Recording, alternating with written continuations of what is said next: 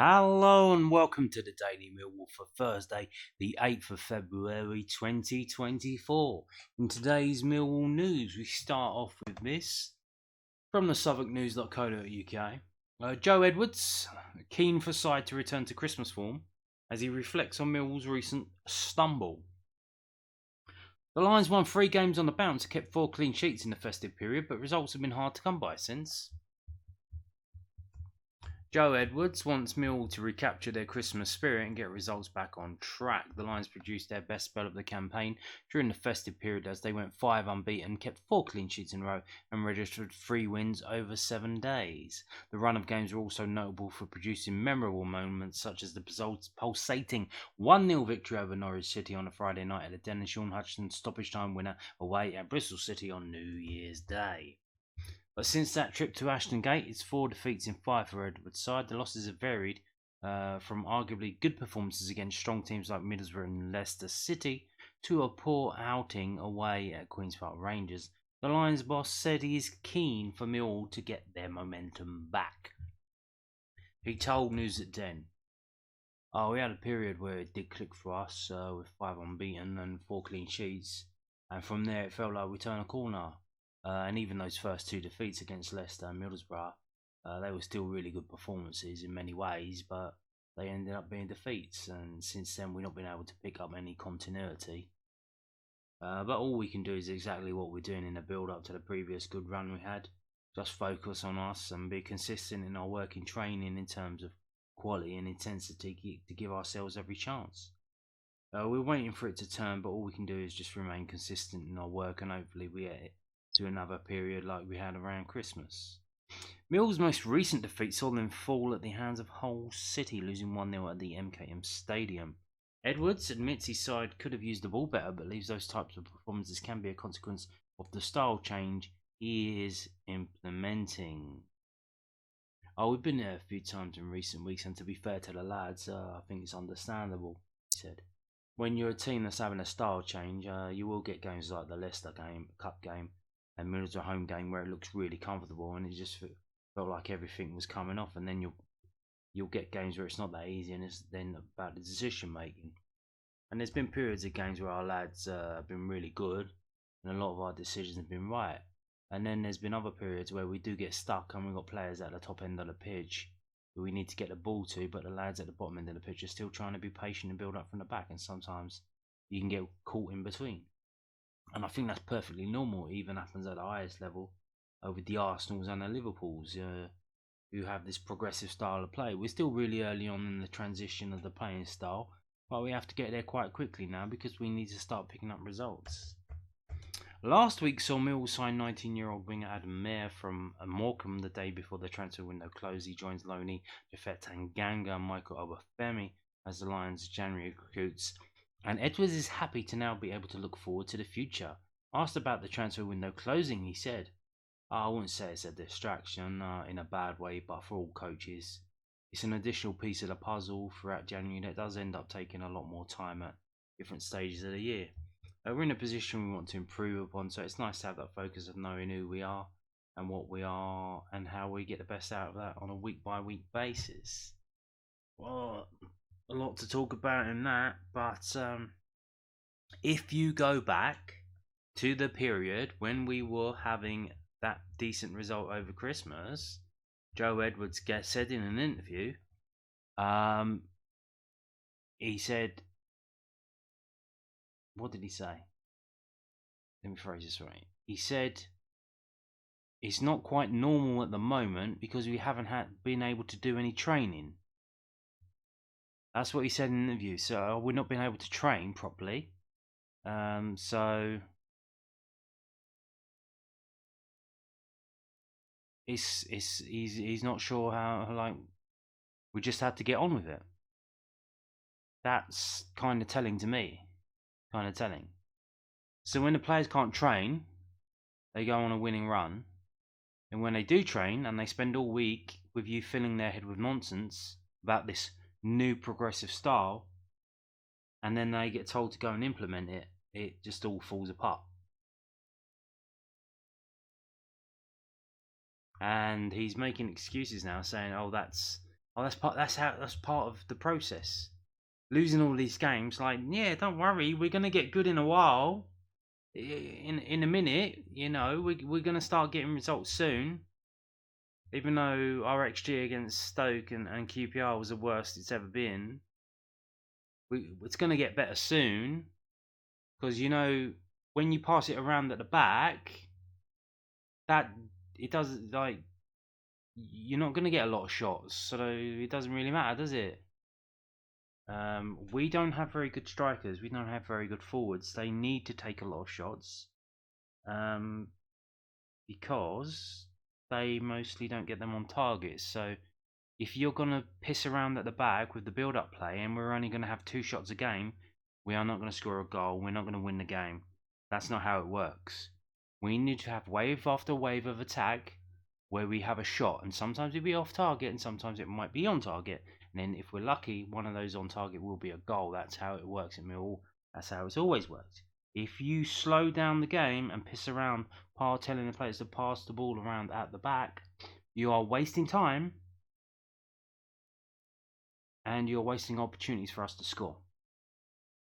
We need to be direct passing the ball around, not indirectly passing the ball around. But yeah, so isn't it a surprise that when he hasn't been able to get them on the training ground all week, that's when they get the results? And since then, it's all fell apart. This is from southwarknews.co.uk.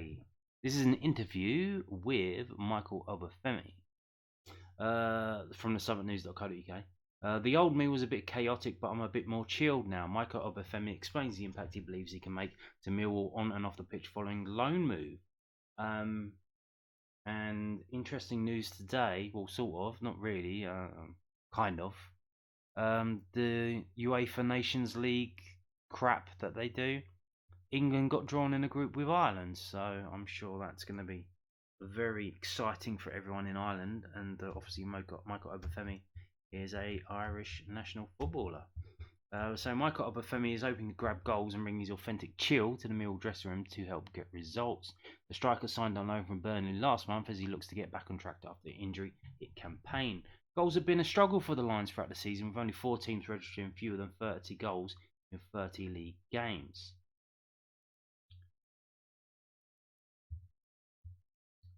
What's that? What?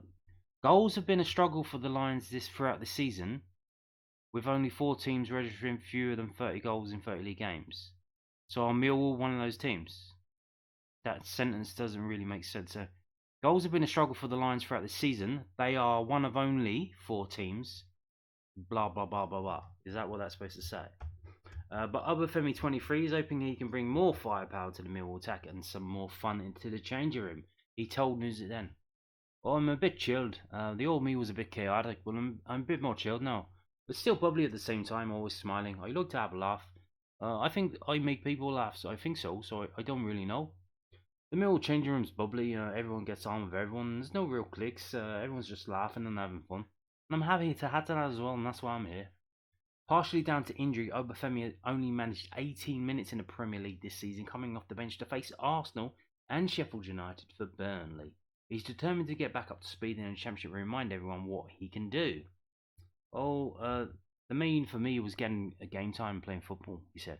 With my attributes, I feel like I can help the team. I spoke to the manager before and I came, and he said I could help him and he could help me. And that's the aim for me. I'm staying fit and I'm getting minutes. I would say I'm explosive, powerful and fast, and those are my attributes. But I can also link up play as well and get others involved, and I'm always confident in myself and my ability and what I can bring to the team. Fitness will be a big factor in whether this loan move proves successful for both parties. Obafemi managed just 13 minutes on his debut against Preston North End and then 45 minutes against Hull last Saturday. He's not completed 90 minutes at the club level since October 2022, when he was still a Swansea City player. He said, I set myself personal goals, but I need to make sure I'm 100% fit. Because when I'm 100% fit, I can affect the team. Asked if he will fit to play a bigger role against Coventry City on Sunday, the striker smiled and said, "You'll need to talk to Joe for that one, but yeah, I'm looking forward to the game, and we've got a full week to build and prepare for it." So there you go. They got the full week to go and have a training masterclass from Joe Edwards about how to pass the ball sideways. Fantastic stuff. Now, moving on to this. What is happening? This is from londonnewsonline.co.uk. So this is what happened during the transfer window. Is this behind the curtain? The Wizard of Oz? The Wizard of Aldo? What happened? Did Mill come close to loaning a Romain Esse, youngster having one of his best spells since head coach appointment? Romain Esse has had one of his most productive playing spells since Joe Edwards was appointed Millwall head coach. That is the view of the Lions boss, who has brought the 18-year-old attacking midfielder on in the last 2 championship matches. That's funny, isn't it? It's funny that. Transfer window opens, he doesn't play. Transfer window closes, he starts to play. That's very funny, that, isn't it? And there were rumours of bids from, Hull and someone else? Can't remember, but it wasn't was it Burnley again? Might have been Burnley. So, yeah. This is the view of the Lions boss, who's brought the 18-year-old attacker midfielder on in the last 2 championship matches. Hull City were keen on a permanent deal for Esse in their January transfer window, but the South London club retained the services of the England under-18 international. Yeah, what was it? Did they make an offer? What was the offer? I'm guessing it's dog shit. It's probably something like 2 million, at least. But Millwall open to allowing their academy product to make a temporary loan switch if it aided his development. Instead, Esse has stayed and played in the final 23 minutes plus stoppage time in Saturday's defeat at Hull. He replaced Ryan Longman at the start of the second half in the previous fixture, a 1-1 draw against Preston at the Den. Esse has played 432 minutes and 18 appearances this season. His only goal came in a 1-0 win on the opening day at Middlesbrough.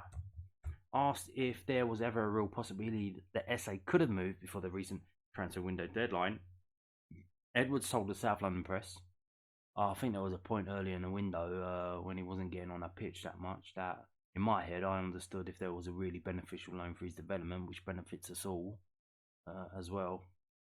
Seeing a player like Rom gain some game time and experience, it benefits all of us. I had an open mind to a good loan, but I was being very specific there.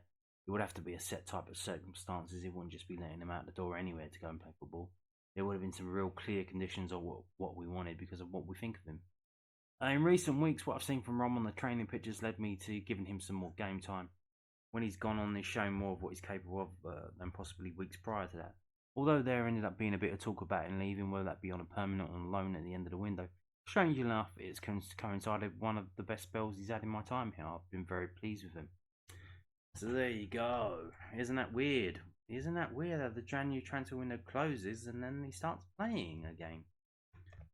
Can we afford to do that with our best players? Or, well, not that he's one of our best players, he's one of our best prospects. Are we going to do that every January when there's a player that's linked with a move away? Can we do that? I mean, that's not like we can't afford to do that every time there's a transfer window in January. Start dropping players because they're unsettled and they might want to move, or we might need to sell them if an offer comes in. So we drop them in case that offer comes in. When it doesn't, then we start playing them again. So, like I said in a video the other day, like, can Edwards put his best team out there, or there's all these conditions in the background about who can play and what play? Like, this is just the tip of the iceberg. What about like contract conditions? Like, if this player makes a certain amount of games, then we have to pay him. And someone, Kavanagh or someone, calls him up and says that you can't play this player because, like, if you do, we'll end up having to pay this money out, and we can't afford that at the moment. So there's all these kind of conditions about who can play and what time. Like Honeyman being dropped against Hull, that's just bizarre. It's just bizarre. But then they would say, oh, we need to manage their minutes. Like, come on, man. Anyway, we finish with this. Under 18s related, FA Youth Cup related. We're in the quarterfinals. I told you that before in a previous video. Who were we playing though? It was either Crystal Palace or Chelsea. Well, they played tonight. And I will tell you, of course, it had to be Chelsea, isn't it? With Joe Edwards, the links, it's Chelsea. That's like, it was guaranteed to be them, and it is them. So yeah, we're gonna have play Chelsea at the Den. It has to be at the Den, I believe.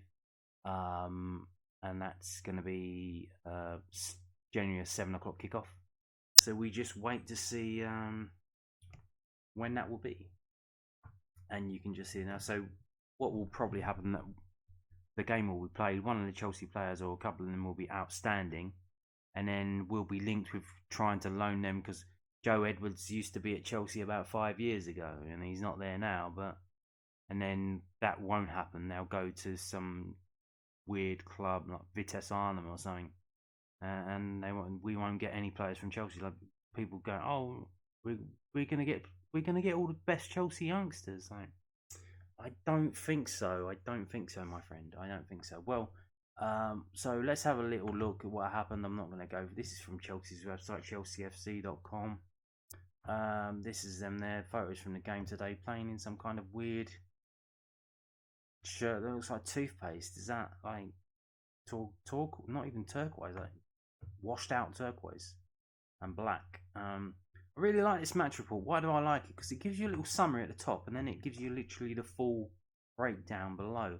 So Chelsea under-18s are through to the last 8 of the FA Youth Cup as a composed performance secured a 2-1 victory over Crystal Palace at a sodden Selhurst Park. Palace had threatened to keep Hassam Suleiman's side at bay. That's their manager, Chelsea's manager. And the hosts were arguably better the side in the opening period, but 2 goals in 4 second-half minutes proved the difference. The first was struck by Jimmy J. Morgan, who finished coolly, following a driving run and pass from Reece Denny, a trademark second from Tyreek George. Soon followed, the 18-year-old collected the ball outside the penalty area and rifled a shot into the net.